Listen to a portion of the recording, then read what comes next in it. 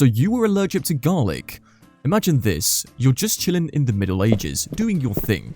But there's a twist, you're allergic to garlic. Now, in today's world, having a garlic allergy might mean avoiding Italian restaurants and extra garlicky dishes.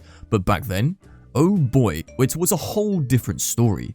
You see, garlic wasn't just a tasty seasoning or a natural remedy, it was the OG vampire kryptonite.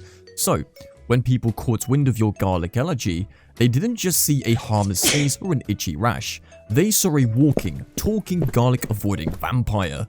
Neighbors start ghosting you, crossing themselves and muttering prayers under their breath whenever you pass by. You had a pale complexion. People back then were pretty convinced that vampires are real, and they had a checklist of vampire-like qualities, and guess what was right at the top of that list? That's right, pale skin. In today's world, having pale skin might mean not getting enough sun, but back then, oh boy, it was a whole different story. Having fair skin was practically a one-way ticket to being accused of vampirism. You were practically getting fitted for a coffin. I guess they never heard of SPF back then.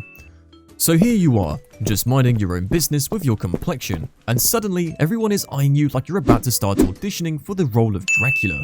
All because your skin decided to embrace pale life. It's like, come on folks, I'm not a vampire, I just have a great sunscreen game. You were left-handed. So you've got a little quirk. You're left-handed. No big deal in our world, but back then, left-handedness was associated with all sorts of spooky things, including vampirism. Sorry lefties. You see, thought being left-handed was a surefire sign that you were in league with the devil. Yeah, seriously.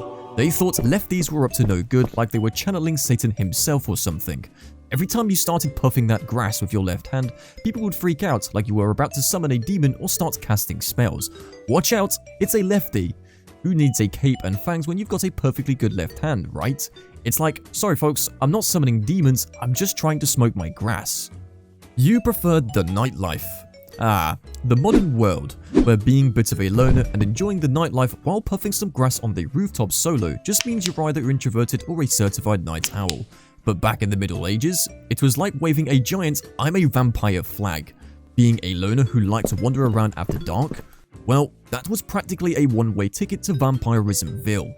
Imagine feeling those munchies kicking in after a little herbal relaxation, only to realize that your midnight 7-Eleven run could land you into trouble and suddenly everyone's giving you the side-eye like you're about to transform into Count Dracula himself. You avoided mirrors. Imagine waking up with a hairstyle that looks like you tangled with a wind turbine. You avoid mirrors like they're carrying the plague because, in the Middle Ages, dodging mirrors was like setting off a vampire alarm. People thought mirrors spilled secrets faster than gossiping parrots. Legend had it that vampires couldn't see their reflections because they were, you know, undead and all that jazz. So if your reflection showed up in the mirror, congratulations, you were officially not a vampire. And if you dodged mirrors, you might as well wear a sign saying, "I want to suck your blood."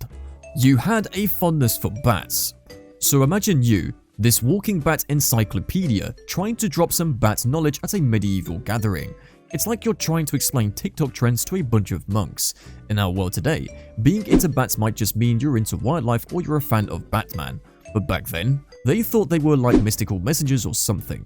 And don't forget, if you were suspected of being a vampire, they'd light you up like a bonfire at a medieval barbecue. You were just unlucky. Sometimes, being in the wrong place at the wrong time was all it took to get labeled as a vampire. Maybe you stumbled into a garlic market or accidentally passed your blunt to your homie with your left hand. Whatever it was, if you had a stroke of bad luck, you might find yourself facing some pretty serious accusations. And there you have it folks. Stay weird, stay wonderful, and remember, garlic is for pasta, not vampire protection.